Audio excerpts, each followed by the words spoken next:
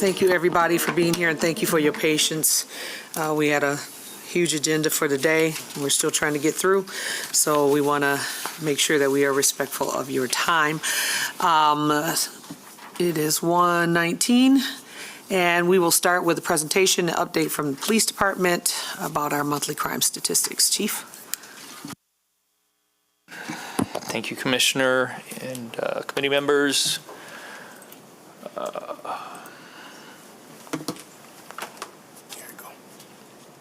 No. Thanks.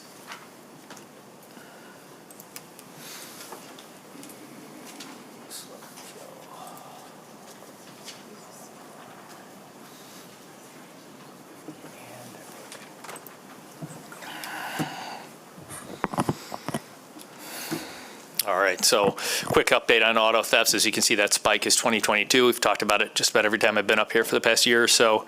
And you can see the great progress that we've made this summer. We haven't seen this few auto thefts since pre-pandemic level, and that's thanks to everybody, the work by the police, the work in the community, just getting the word out, how to secure your vehicles, park in a better place, and then even assistance from the car companies, including Hyundai, who is here to give free ignition upgrades on their system. So we're seeing this is fantastic because auto theft, while not always a violent crime, is often associated with other crimes.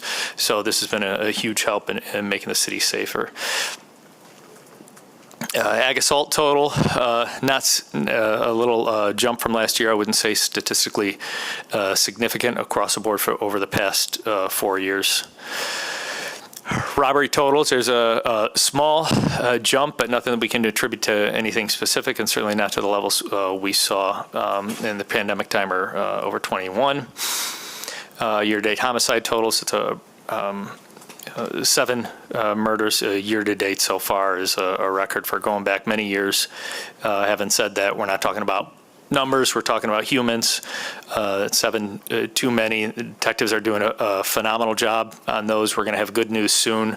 The next public safety meeting of some of the great work that they've done in clearing those. As of today, I can say that 2 of those have been cleared, but I'll have an update very soon with better news. I know that at Cal this morning, it was mentioned our recruiting efforts are paying off, and they are at 283 uniformed officers as of this morning, 9 in the academy, 3 laterals just signed on as of yesterday. We have turned the corner, and that's the good news. And then the bittersweet news is that we're losing 2 of our best, and that's Captain Terry Dixon has decided to retire after many years of great service and just turning around the East Service area numbers-wise and community relation-wise. I can't tell you, anytime I go down to Burton Heights, they just sing his praises down there. He's done a fantastic job, so he'll be sorely missed. And then, of course, Deputy Chief Kristen Rogers will be leaving in October. And so if you haven't had the chance to say goodbye to her, you got a couple months. I cannot sing her praises enough, and everything that we've been through in an organization over the past 2 years and 4 months since I've been here. And I know she's had many years of contributing to this department and this city before then. So I'll invite all of you guys to the giant party that I plan on throwing her. With that, any questions? Happy to take them. Thank you, Chief. Where are we at with recruitment numbers right now? Where's the gap? 283 plus, as of this morning, 12. So theoretically, if those 12 were signed on right now, that would be 295, and that would put us less than a class away from being full budgeted strength. So really where we've seen the progress made is on these lateral hires, because for a while it wasn't as an attractive department as some of our suburban neighbors, and now we've seen the opposite, where we have officers from Kentwood, from I won't start naming places, but we've had officers from other jurisdictions that say, you know what, I'm taking a look at Grand Rapids, they're doing things right there. The police officers are supported there. I want to be a police in a real urban environment. That's where I want to be. If you want to be the police in Michigan, especially in an urban environment, I know I've said it before, I think we have the best police department in Michigan, possibly the United States. We're getting there. And a lot of people regionally are seeing that. And those lateral hires, we don't have to put them through the academy. They're free to pick up as far as training. We just put them through 2 months of in-house training to get them ready to be up to our standards. And that's where we've been seeing just beating out attrition every single month. Great, sounds good, thank you. Mr. O'Connor? Hey, Chief.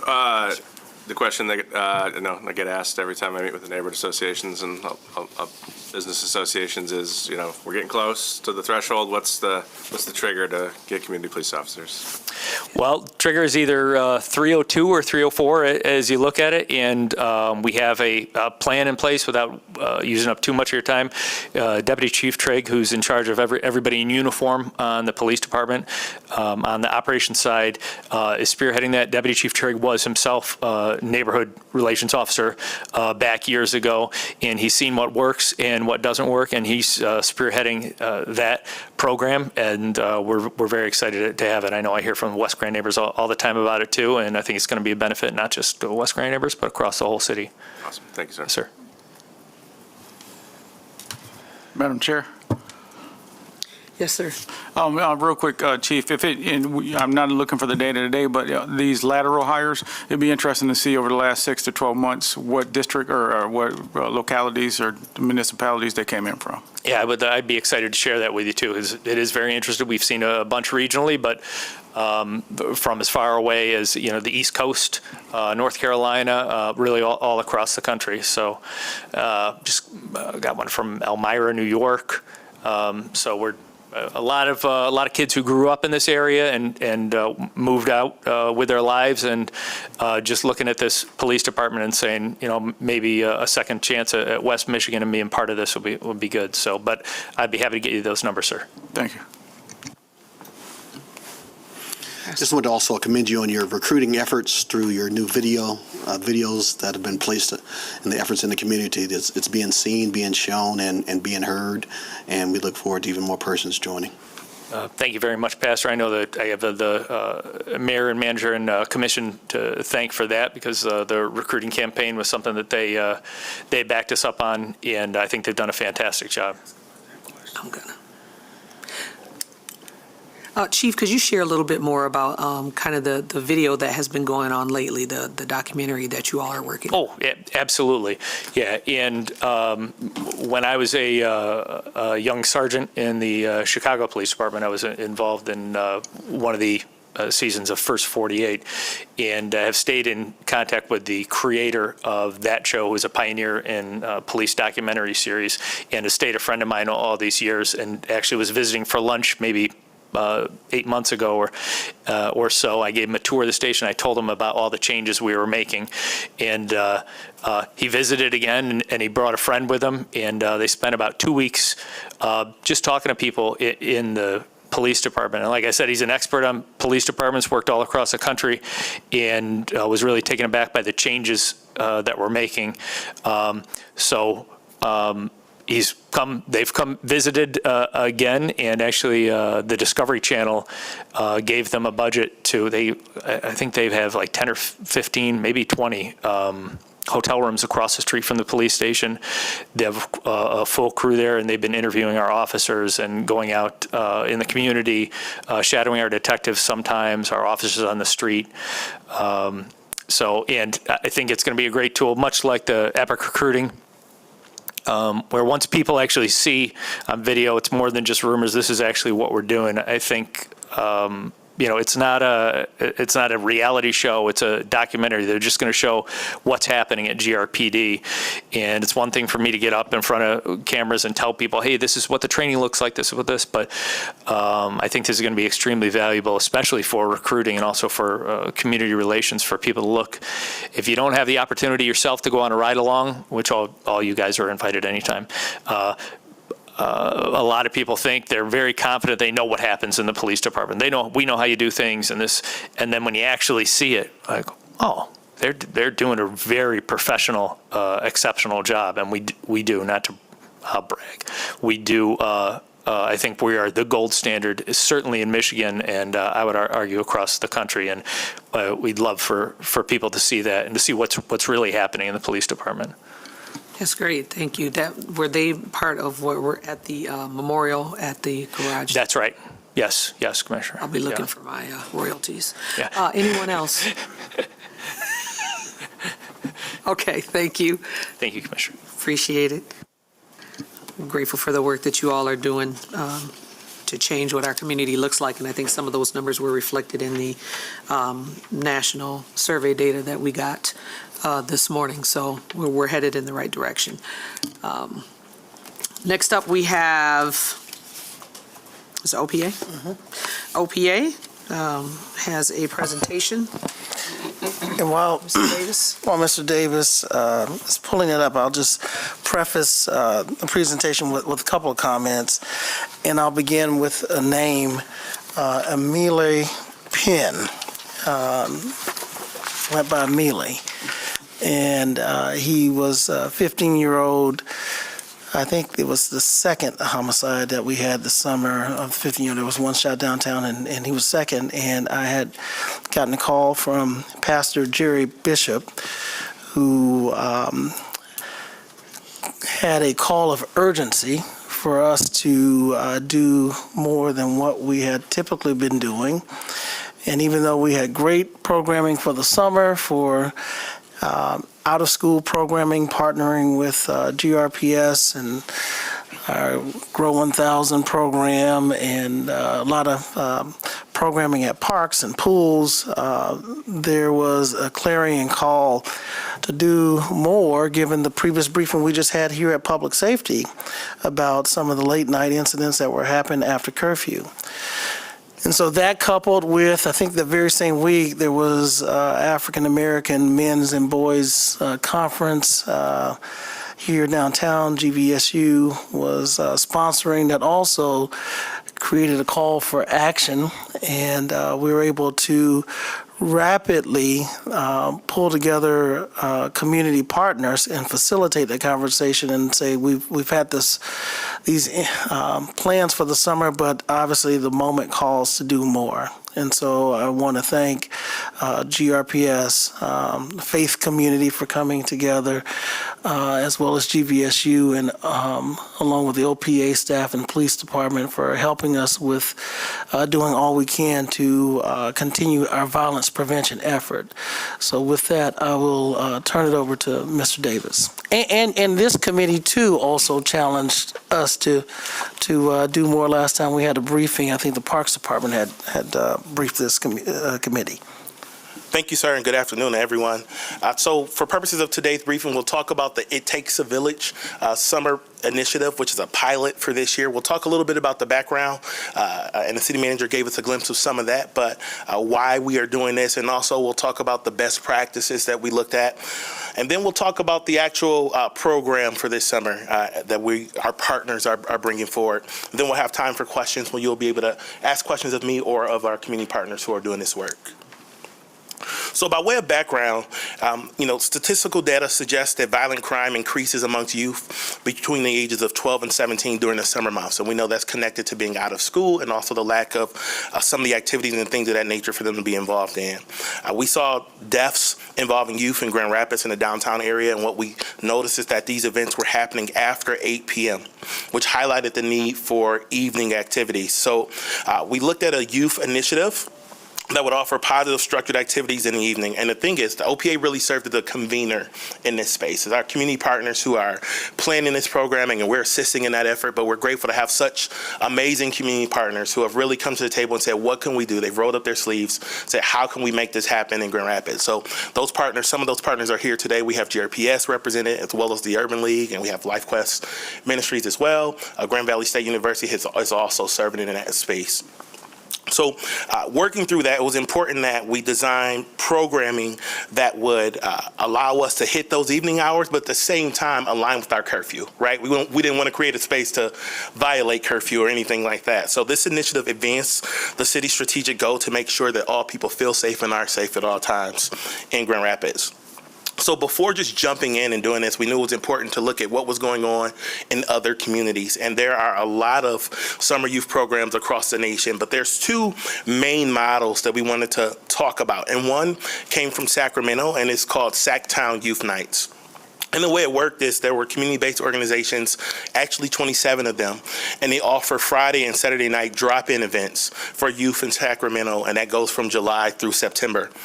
The way they designed it, each organization hosted 2 nights per month on a rotating basis. And during the budget process, we heard from Commission really about making sure that we were designing programming and working with community organizations to empower them to do the work that they're already doing. So this model really spoke to that, and that's something that we drew upon in moving forward and how the program rolled out. So this program served youth ages 30 to 50, and generally there were ages 12 to 24. I'm sorry, there was 30 to 50 youth on average, and it was ages 12 to 24 per night. The Sacramento program was more focused on music and magic shows and visual arts, basically the non-sports stuff, right? And then we also looked at another case study, and that was Kids Saturday Night program based in New York, and that was the sports stuff. That's the easiest way to talk about it. So they really focused on opening gyms across New York City, and it operated from 5 p.m. to 9 p.m. And they coordinated opening about 100 gyms on those Saturday nights. And they saw lots of youth being involved and engaged in that space. And this really reminded us of a program that was in Grand Rapids for a long time, that Night Court program, right? And as we started talking with community organizations about what's happened in Grand Rapids and ways that we could serve youth, we kept hearing that over and over again: Night Court, Night Court, Night Court. This is something that was positive that we want to see come back. So as we move forward with the creation of It Takes a Village, we really listen to our community partners. We listen to the community-based organizations and discuss how do we build an initiative that lowers violent crime amongst youth in Grand Rapids by providing alternative activities during the summer and weekend evenings. And really came to the point where we understood that our goal was to leverage 2 venues on weekend evenings to provide activities for youth from all over the city. So we have 2 sites. One is at the Life Quest Church Gym, and the other is at Alger Middle School. So how does it work? Well, we've collaborated with community partner organizations to provide a safe and collegial environment for youth to connect with one another and to engage in age-appropriate recreational activities and guided discussion. At the Alger Middle School site, transportation is provided, although it does require waivers signed by parents and a lot of other safeguards to make sure that that part of the program was really well fleshed out. And we're grateful to Our Community Children, which really helped us to navigate that space. Additionally, this program works to recruit kids and publicize events through neighborhood associations, faith-based community organizations, and other community-based organizations. So we'll start by talking about Night Quest. So Night Quest, again, is located at Life Quest Urban Outreach in their gym area, which is located at 1050 Fisk Road, Southeast in Grand Rapids. This is Friday and Saturday nights. It started actually last weekend, was like the test run weekend, right? So it was imperative that as we roll out this program, both sites had the opportunity to test out the kinks. And I'll say that Night Quest has already been happening, so they didn't need as much testing as maybe we would have needed. They've been doing this work already. But it was really an opportunity for us to just kind of roll through it, make sure everything was working well. It runs from 6 p.m. to 10 p.m. The targeted demographic, again, is youth ages 12 to 17, and it's located in that gym. So program activities there are music, food and light refreshments, 5-on-5 basketball, dunk contests, which is no way I'm going to be able to do that anymore, but guest speakers and T-shirt giveaways, as well as security measures. So all participants are required to go through security screenings and metal detectors, and no backpacks are allowed at that space. So again, this is one of the sites that are available, and that's at Life Quest Urban Outreach Gym. In addition to the Life Quest site, there's also City Vibes. And City Vibes is hosted by the Urban League of West Michigan, along with Grand Rapids Public Schools and GVSU, and that's held at Alger Middle School. The times are the same as Friday and Saturday nights from 6 to 10, but the program activities are different at this site. So for students who may not be interested in the basketball part of it, there's video games, there's board games, there's culture talk, there's movies, and there's also this college night part of it, which is really exciting. We'll talk a little bit more about that on another slide, but there's also refreshments provided by GRPS. Again, there is transportation provided by Dean Transportation, but parental consent is required and requests must be made ahead of time for shuttling to happen with this part of it. Because of our curfew requirements, shuttling begins at 9:15, which is before the program ends, because we want to make sure the students are able to comply with all of the curfew requirements. Additionally, we're fortunate to be working with Mr. Larry Johnson, who runs security for Grand Rapids Public Schools. So the security for this program is also run through GRPS. Again, participants are required to go through metal detectors and no backpacks are allowed. So I'll talk a little bit about the college night portion of this. Again, this is at the Alger Middle School site. But this is an opportunity on a few of the weekends where GVSU said, hey, we want to be a part of this. We want to help out as well. And what they're doing is they're offering the standalone offering where attendees can learn more about the college experience. There's activities focused on learning, including discussions about opportunities, scholarships, storytelling, and career preparation. So you can see that these dates are tentative, but the activities themselves are not.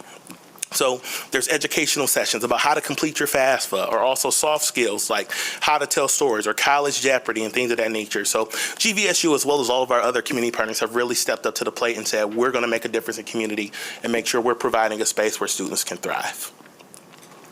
So that is the It Takes a Village program in a nutshell, but we do have our community partners here who are available to answer any questions that you may have. Thank you, Mr. Davis, for that presentation. I just have a couple of comments, I think, pertaining to this, and I'll let Mr. Brown speak to some of it. And also thanking the Urban League for being a part of this, especially with the work that they've been doing with Cure Violence throughout our city and the success that they have seen with that program here in the city of Grand Rapids over the last couple of years. And then also their future as they're looking to open up a new youth facility on their property. So we're looking forward to seeing that happen. But my other question was, I know you just said that the dates were not locked in stone, but why not start it when school gets out? So this program, in short, it's a pilot year, right? So things were happening in community. We saw some incidents that were concerning. We had concern from community. The city manager talked about some of the things that led him to bring us to this place to be a convener. And we recognized that we needed to do something. Right, so this is a pilot year. In future years, it may start earlier. We've already been having conversations about how we better prepare for future years and start this program in an earlier time. But for this year, once we recognized there was a need, we said, let's do something, and really got to work as fast as possible. Yeah. Okay. And then the last comment, I know I talked to a couple of my colleagues about it, but finding out about this happening and these conversations behind it was a little late for us. So being able to make sure that you're including that your city commissioners in these conversations too, so that they can share that information with the constituents that they're working with outside of who you might be in contact with. I'll respond. Mr. Davis is like, how am I supposed to address that? Thank you for both of those questions. As he said, this is really real time. It's almost like emergency response because it was not planned during the academic school year. And so this, as I mentioned earlier, the strings from my heart were tugged when I went to the funeral and looked down at that casket and said, we got to do something. I can't wait for another budget. I can't wait for another public safety committee meeting. I can't wait for, so the staff, what can we do within our own resources that doesn't require new policy, doesn't require new funding? And so I asked Pastor Bishop, and maybe he can explain it better than I can. Because you can say words I can't. To what could we do? And there was a clarion call to do something, and we did not have it all figured out to the point where we could launch. Because I was presented with a proposal to go ahead and announce it, but all the details were not worked out.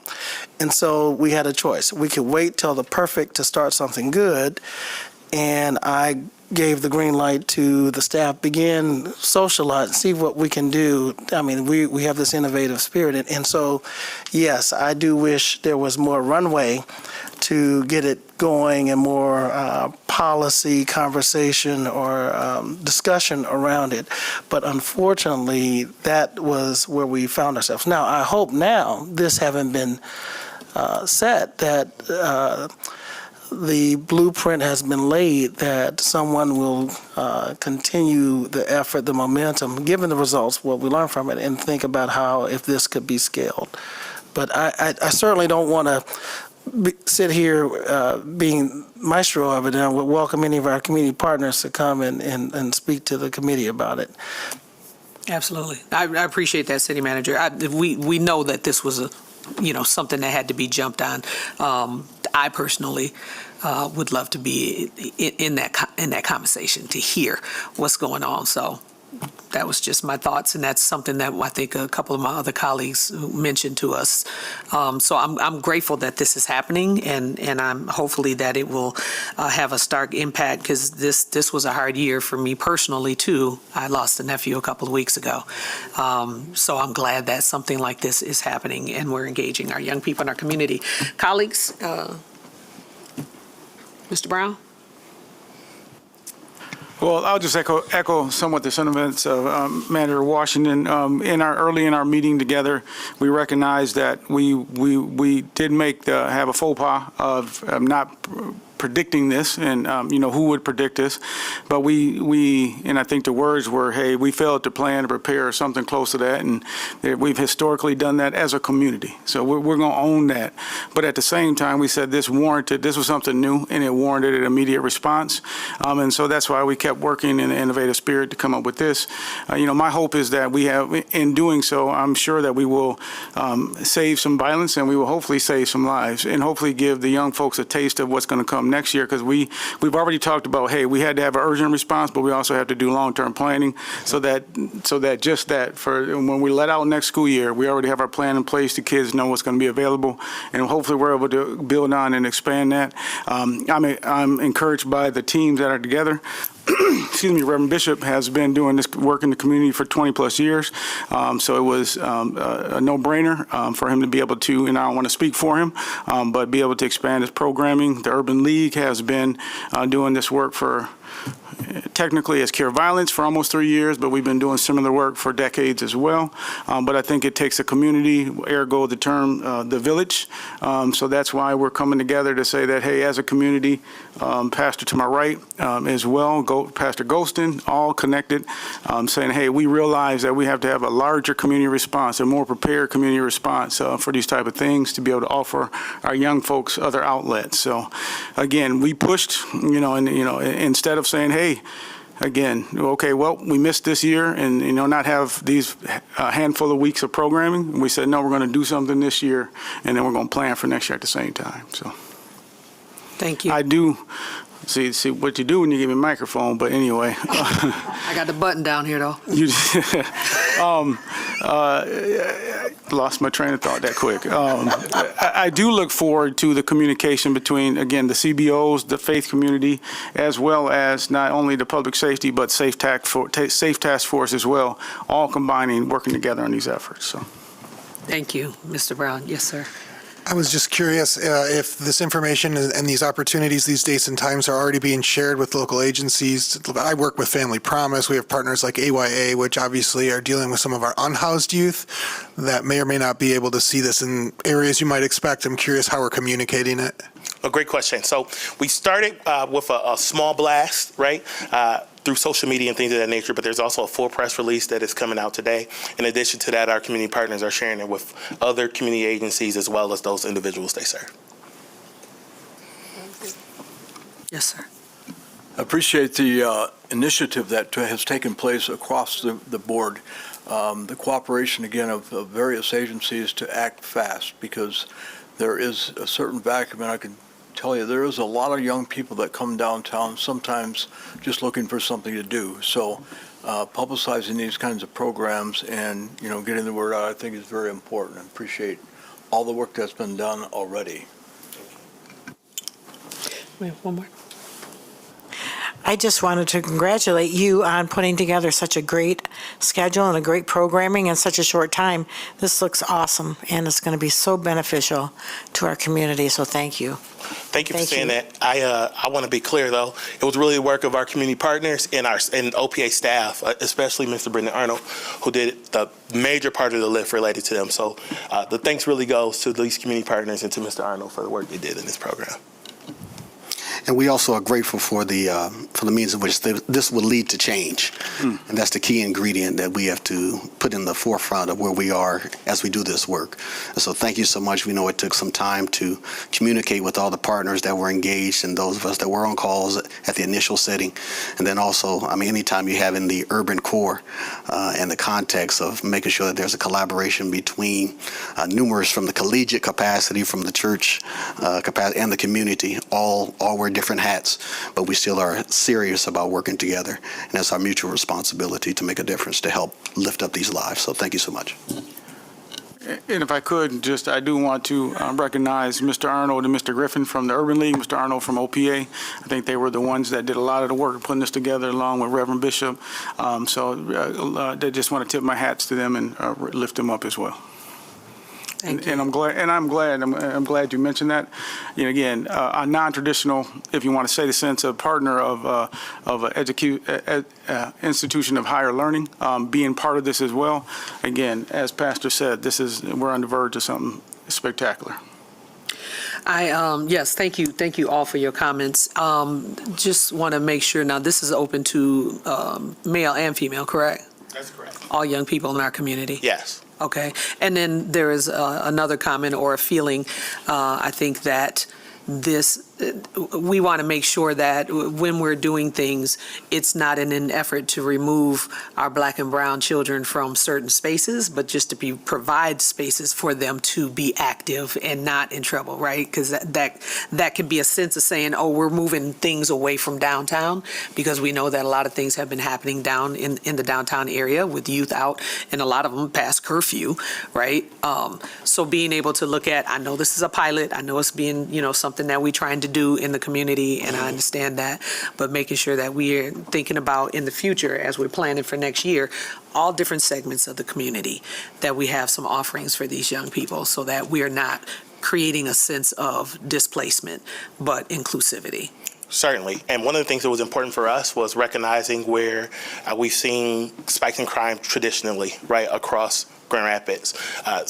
In particular, with having a site at Alger Middle School, that was very intentional, given what we've seen happening in Grand Rapids over the last several months. So we did spend a lot of time talking about the fact that we don't want to displace our youth. We want them to know that Grand Rapids is open for all of our youth. All of Grand Rapids is open for all of our youth. But at the same time, we want to follow the data and recognize that those sites for this time, at least for the pilot, made the most sense. Okay. Thank you. Thank you. Any other colleagues? Thank you very much. Thanks for the presentation. Thank you, Madam Always Chair, for your looking forward. feedback. Absolutely. I still got that button.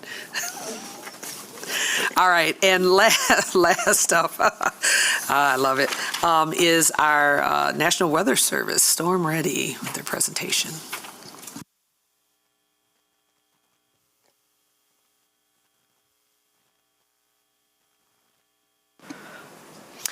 All right. Good afternoon, Commissioner and Public Safety Committee. So I'm excited to come here today with our partner from the National Weather Service, and I'll have Nathan come up here in just a minute. But we are here because we have completed the opportunity to become what's called a storm-ready community.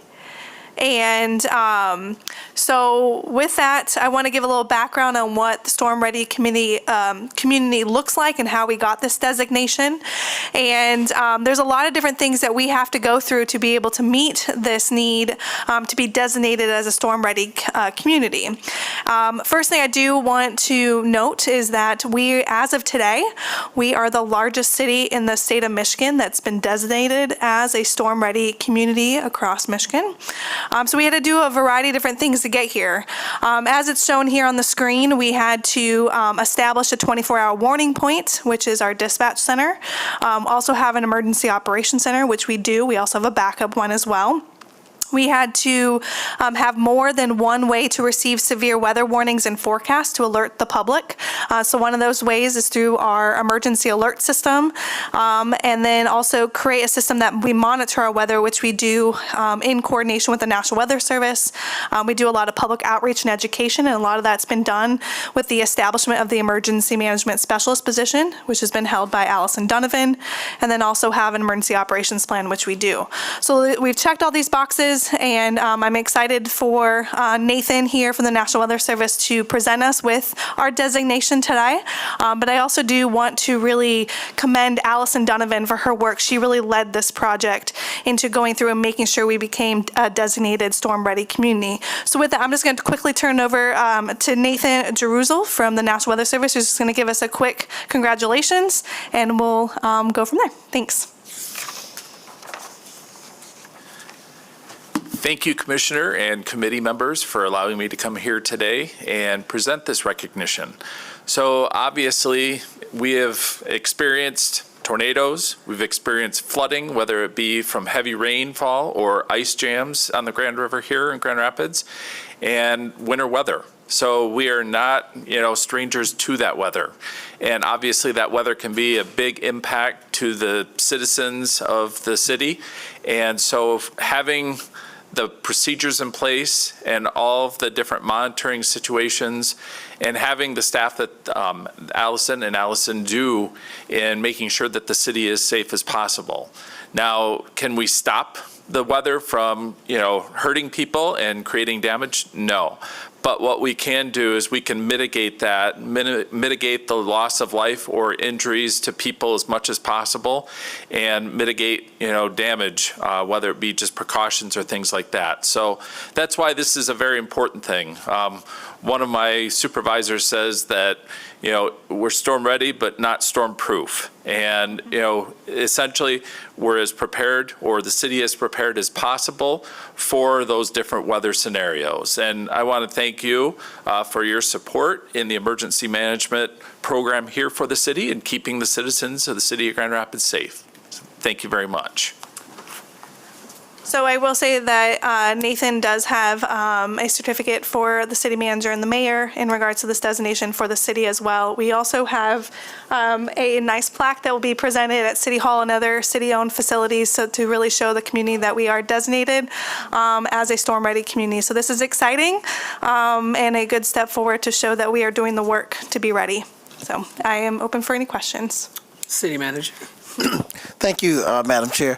I want to thank Ms. Ferroli for her leadership in making sure that we are always planning, and whenever an incident happens, we're not proof. As Nathan said, we're not storm proof, but we are as prepared as possible. So thank you for your effort in helping us achieve this level of preparedness, and all the first responders and employees who are part of the EOC whenever a storm incident does happen. And I want to thank the National Weather Service for personally coming and being part of this briefing today, and we want accurate predictions from here on out, and we want all of it to miss Grand Rapids. So make sure you put that in the model. No, request taken. Thank you for being here. Thank you again for your presentation. We appreciate all the work that you do to protect our community. Does anyone else?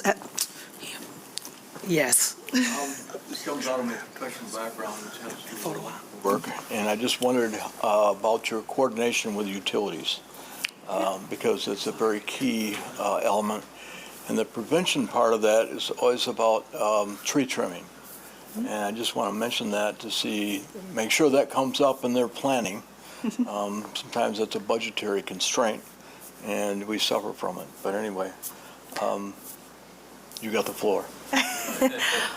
To be very honest with you, I talk to consumers all the time. So we have a great relationship with Consumers Energy. We're always touching base, as we know, as we see weather forecasts and know we have big storms coming our way, to make sure that, talking through any potential concerns or issues that we may anticipate coming from what we're seeing as the Office of Emergency Management for the city, and then that would impact our community, and then also from their end, and kind of they give us an understanding of how their level of preparedness. So I would definitely say that we have a very strong relationship with them and have a good relationship and a good opportunity to talk to them on a consistent basis. Sometimes lately I feel like I talk to them too much just because of the weather, but we do have those conversations, and I think they definitely, I can't answer the question about tree trimming, but I know that definitely helps impact, if we don't do that, that can impact things, but I will definitely take that feedback to them. just responded, a couple of budgets ago, we did prioritize tree pruning and trimming and prioritize, I want to make sure I have it right, that we get to our level 1 trees over the next year or so. And so there has been resources allocated to our forestry department for that. Thank you. If I may, I think I brought this up before in here, but is even trimming trees, anytime you have something elevated, it's going to get blown over. And I wonder if there's any actual real thinking about burying those lines, keeping them underground. And because, I heard it a lot during one of the storms last year, I think it was. Somehow I'm attached to a lot of elderly people. And they're all telling me, I got a CPAC, I got, oxygen, I've got all these things that run on electricity, and it goes out, I'm not in good shape. And I just think, I know it's going to cost a fortune, it's got to be a federal program, but is there any thought about that at all? I'm sure those conversations are definitely happening with Consumers Energy, and that's definitely a mitigation measure that's always looked at. But in the meantime, this is really where we do our best to educate the community on until that does occur. Everyone has a role in being prepared and knowing the issues or the needs they have. And if they lose power, what can they do with that? Are they able to have a generator at home? If not, do they have someone in their neighborhood that does, so that they can maybe go and stay with if they lose power? Friends, family that they can lean on during that time of need to make sure that their medical devices do run.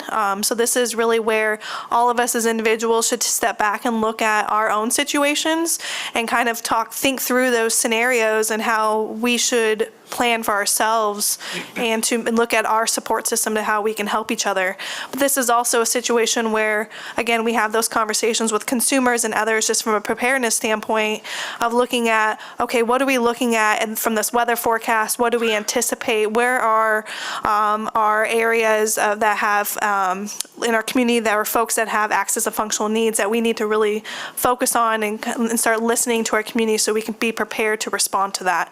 So I think there's a lot of coordinating around all that, but also this is also an opportunity on a blue sky day to think about how do we personally prepare for that, because we can't know everything that everyone needs, but it's our own accountability and responsibility to know how we should help ourselves. I agree with that. I mean, to me, that's a reactive position. Correct.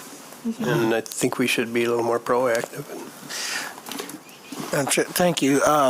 So in addition to after a weather incident, I think what we can do, I'm looking at Ms. Behrens, I know on redevelopment projects, we look at opportunities for improving infrastructure, and sometimes that involves utility lines, or replacement of utility lines. But I think it would be helpful to talk to consumer and see in their capital plan what are at least some of their, long-term critical areas where they see capital investments in changing the above ground to below ground, and maybe look into that.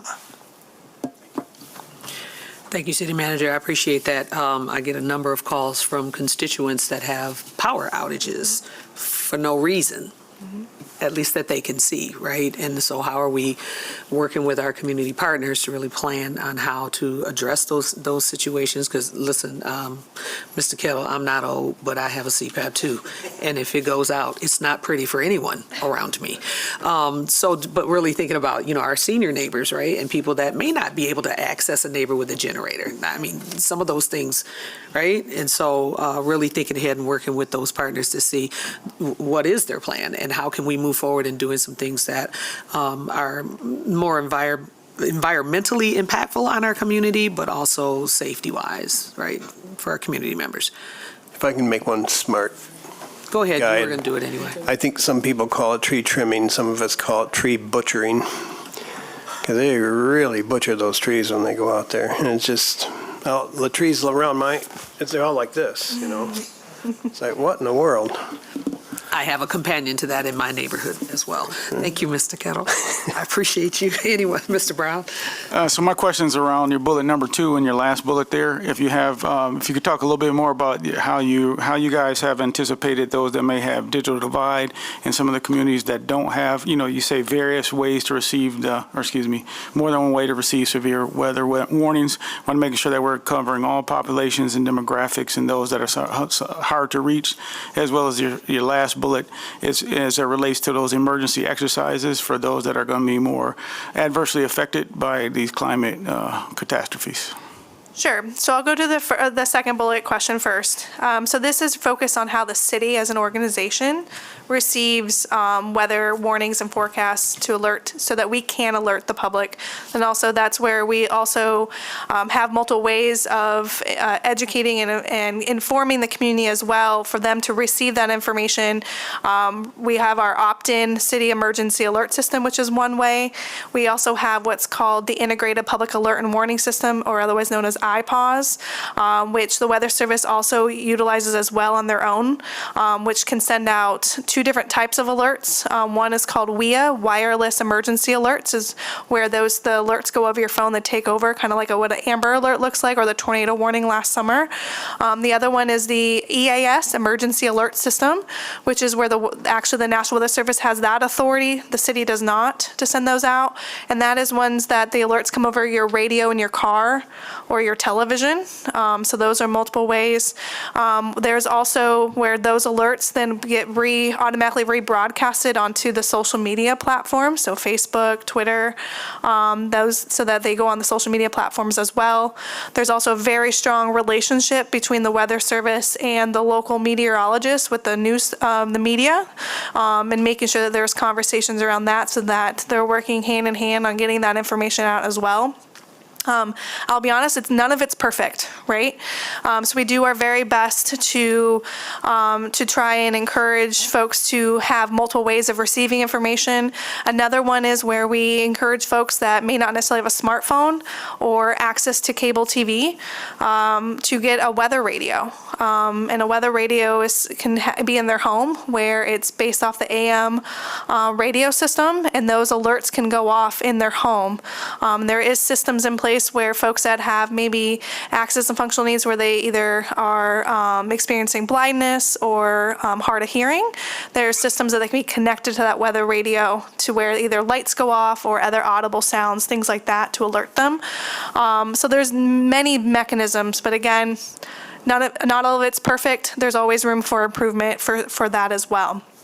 As far as the last bullet point question, holding emergency exercises. So as an Office of Emergency Management, we are required by the state to host 3 different emergency exercises a year. Now, depending on what the focus is of that changes, depending on the threats, concerns, training, different plans we have in place.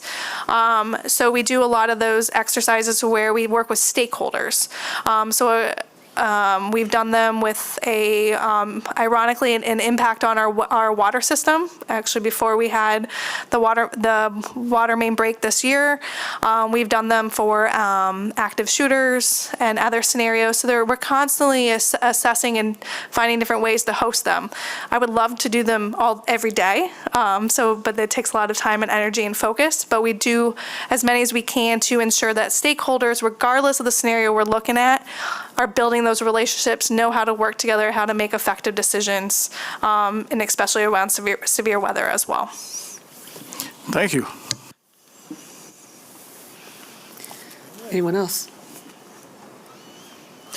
Thank you very much for that information. I think it might be even helpful to look at doing more explanation for the community on some of those other mitigating things, right? So having an AM radio, I don't have one in my house, but helping community members understand, or doing some of that with some of our community partners so that they can share that information out with their constituents, because they might know better how to connect with them, than if they're not being met through our services that we offer here at the city. And then knowing what some of those things are, right? Being able to connect those, doing that training that people understand that can connect connect to their lights and that they can have those types of things, or connect them to Google if they have, a Google Wi-Fi in their house or something like that. So always looking at other ways that we can continue to reach those that are not reached typically. Definitely. And I will just follow up with that real quick. That's the purpose of us getting that grant to hire the emergency management specialist position to focus solely on public outreach and education. We've done great strides over the last year and a half since she's been on board, and we continue to grow. And so, again, showing very much and support that fact that public outreach and education is the bread and butter of having a resilient community. And we're always we're working on a day-to-day basis to continue. So very much support that. Thank you. If there's anything else, thank you very much. We appreciate your presentation and all of you that came out today to keep us informed of the things that are going on in our community and giving us a heads up and keeping us engaged so that we can provide the best possible service that we can to our community member and our constituents. It is 2:09 and this body is dismissed. We'd like to get a brief picture, photo op of our Nathan and Allison, and our Public Safety Committee can join us. Our president and the commission and chair of the committees here.